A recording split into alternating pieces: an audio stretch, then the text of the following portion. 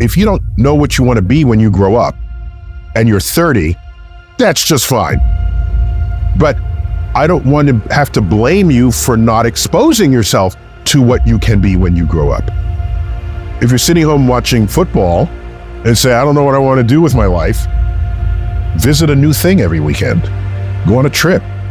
Talk to experts in all manner of tasks and, visit a chef school.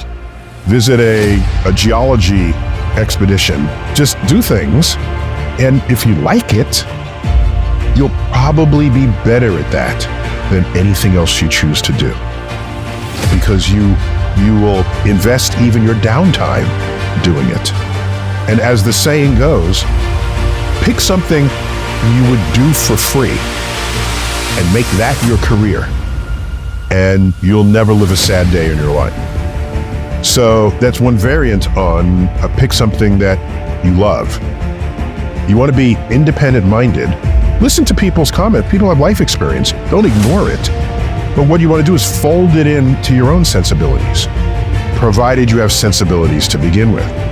Otherwise, you become this ping pong ball, batted back and forth between one person's suggestion and another.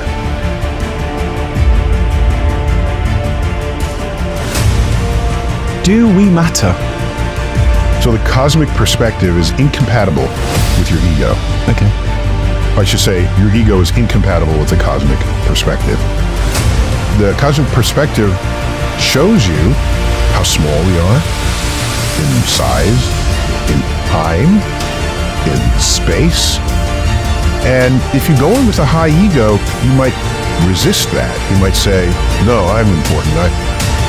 We know one of the greatest gifts of modern astrophysics to civilization, dare I call it a gift, is the knowledge that the atoms of your body are traceable, not only to the Big Bang origin of the universe itself, but especially to stars that have manufactured those elements and later in their lives, on death, exploded, scattering that enrichment across gas clouds so that their next generation of stars would have planets, and on at least one of those planets, life.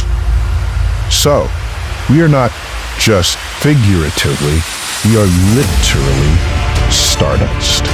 So when you go out and look up at the night sky, yeah, your urge is, I'm small and that's large. And yes, you're alive in this universe, but there's another way to look at it. The universe is alive within you. You have kinship with the cosmos. That feeling, to me, is greater than any ego you could have possibly walked into the room with. First, that feeling borders on spiritual. Second.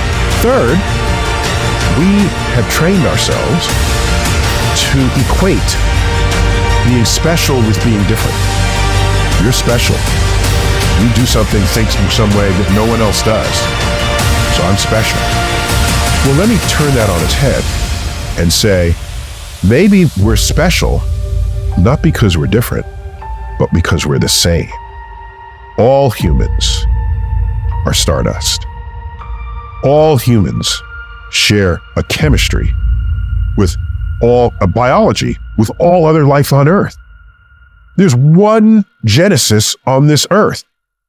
We have DNA in common with a banana. DNA controls chemistry. It controls metabolism. It controls all kinds of things that are prescribed in the DNA, and that's where we have commonality with other life forms on Earth.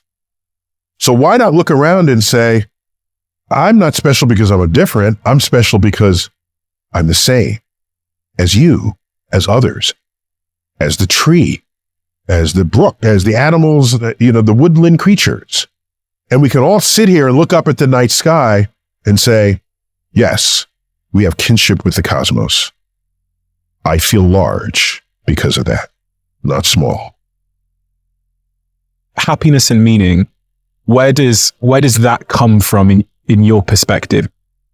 What I have found is there's an urge people have to search for meaning. Is it under this rock, metaphorically, right? Is it under a rock? I'm going to search on, is there meaning there? Is it behind a tree?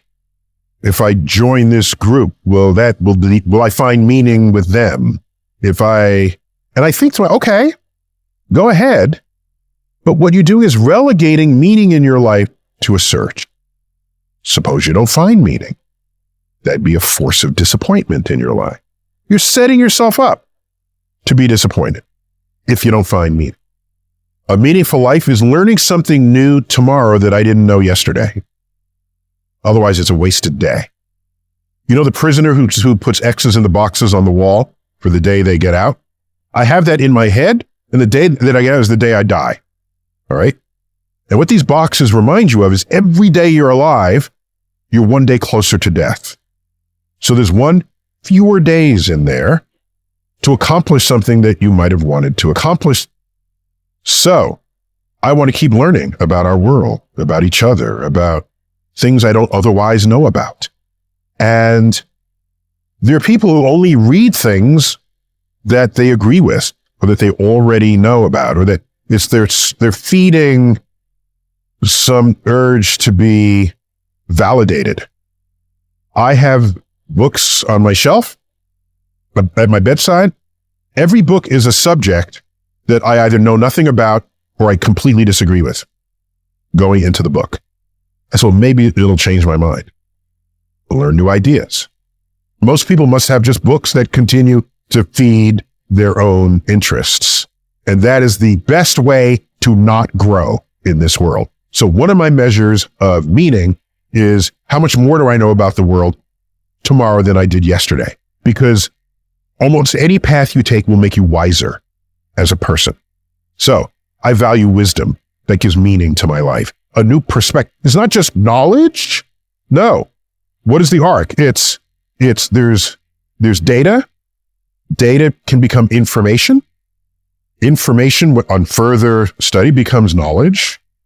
And after enough time, when you see how the knowledge plugs in and applies, it can become wisdom. Wisdom is the distilled essence of all the details. Generally have no detail in them at all, do they?